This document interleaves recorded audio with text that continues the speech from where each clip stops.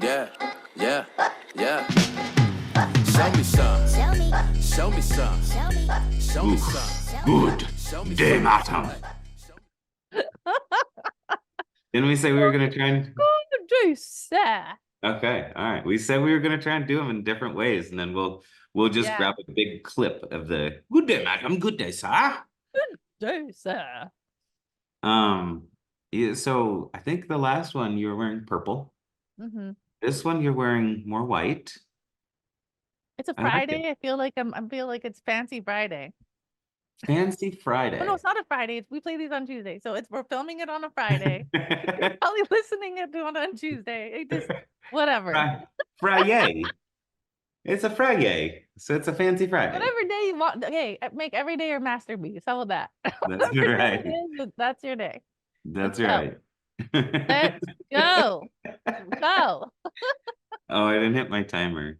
Uh-oh. Let me do that. It's all right. I mean, these go anywhere from 12 minutes to 17 minutes. So what's it? It's 25. No. All right. Like, give us a comment if you think they're too short, too long, whatever. I actually heard some people wish that we would do one that were like 30 minutes to an hour. Longer. Like, yeah, I know. I get heard the that longer. a lot. I am too. I know. You don't want that. Like, there's no, like, you know what's crazy, Miranda, is we did our phone calls and 1 hour a week for like a year and a half straight. 2 years. It was 2 years. Unbelievable. Yeah. And now, you know, we got these 12 to 15. I like the 12 to 15 minute I know. Because I feel like sometimes we can overkill a point. And I feel like when you only have 12 minutes, you really can't overkill a point. Yeah.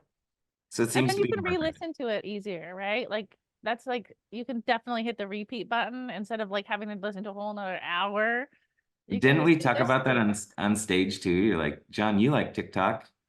Yes. We live in that microwave society. So yeah, the shorter clips are kind of where it's at. Total.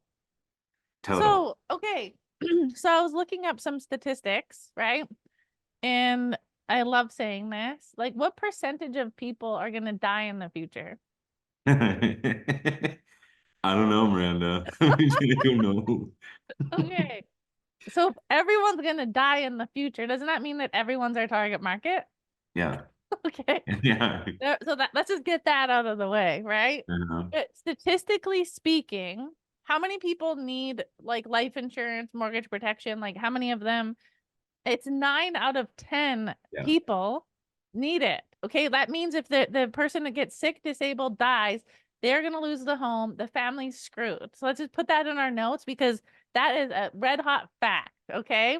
Yeah. That means 1 out of 10 is a luxury. 1 out of 10. Okay. Yeah. They either don't have enough coverage or any coverage at all. 9 out of 10. And so what did you just say that 1 out of 10 is what? A luxury.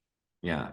So here's why I wanted to talk about this. And John, I want your opinion because you're like the master of closing and sales, right?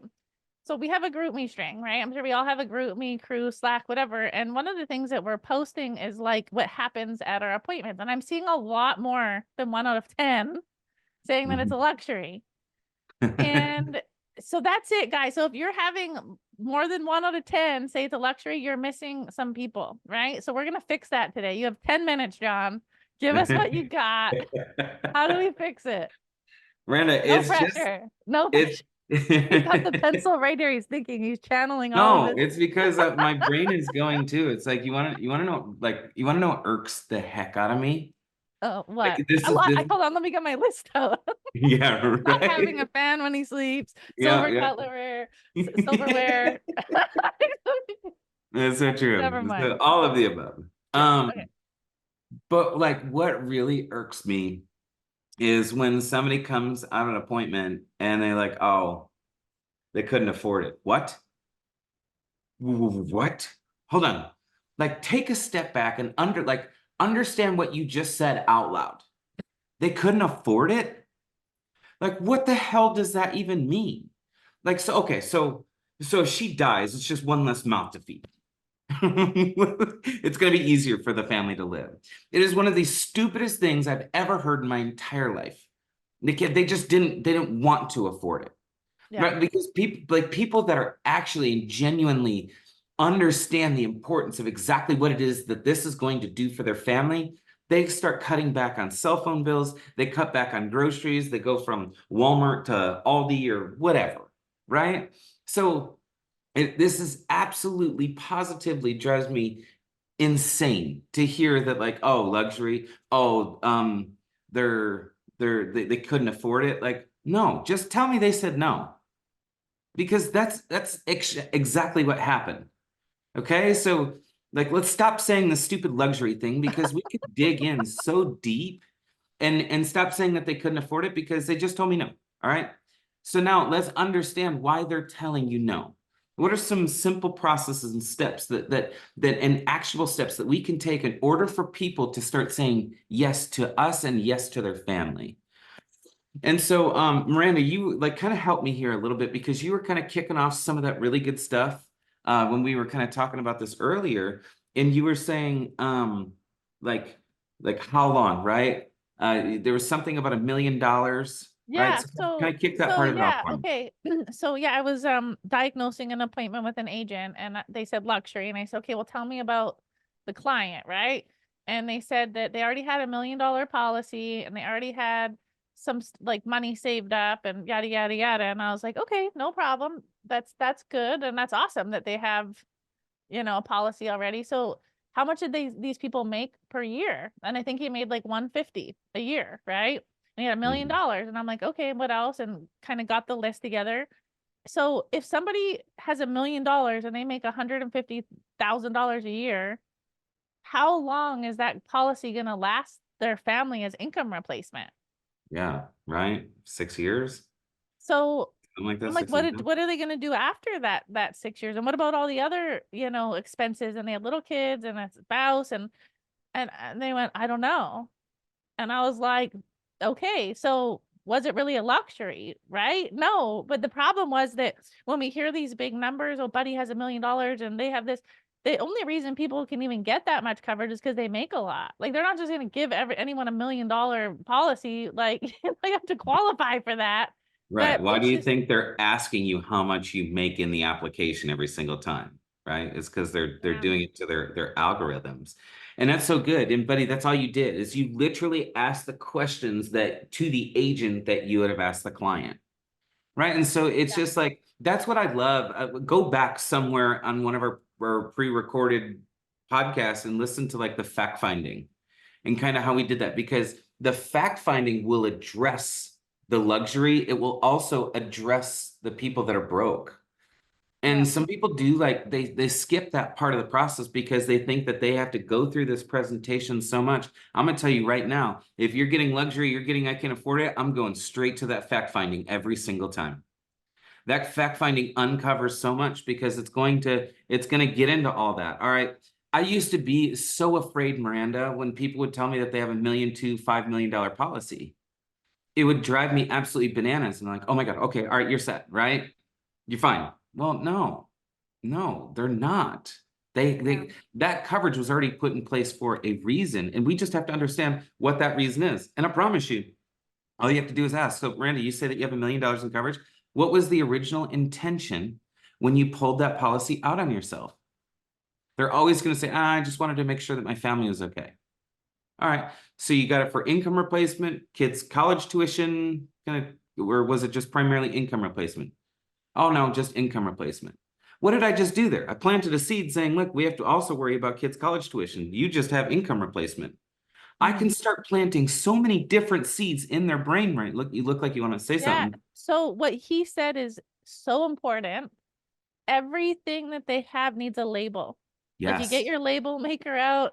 It's like, you got to label it, right? Because one of the biggest lessons I learned when I really started doing, not sucking at sales and insurance, right?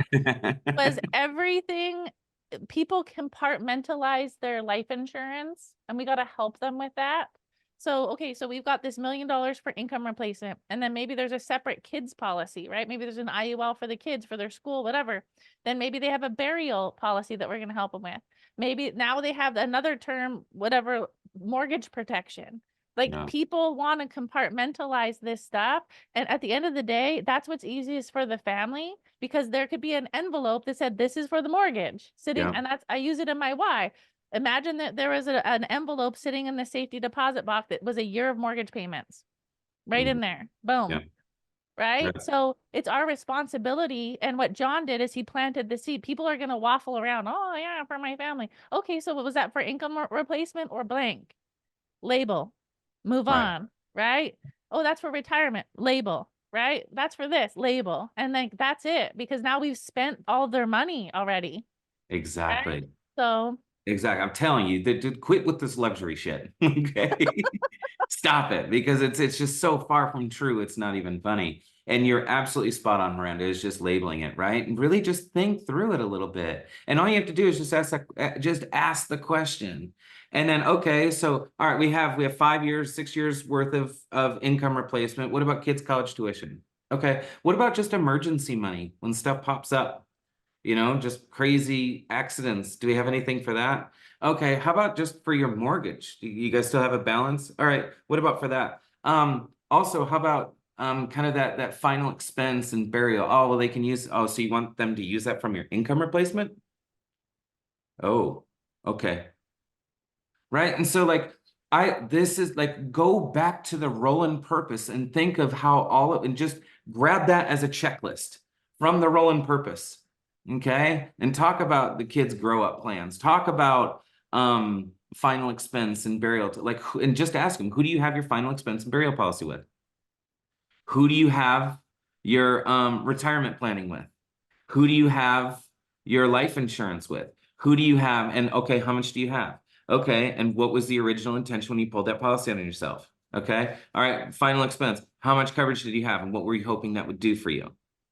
Just ask questions, but compartmentalize, put everything in a box, and then you can even kind of tell them, all right, there's 3 areas where we're missing.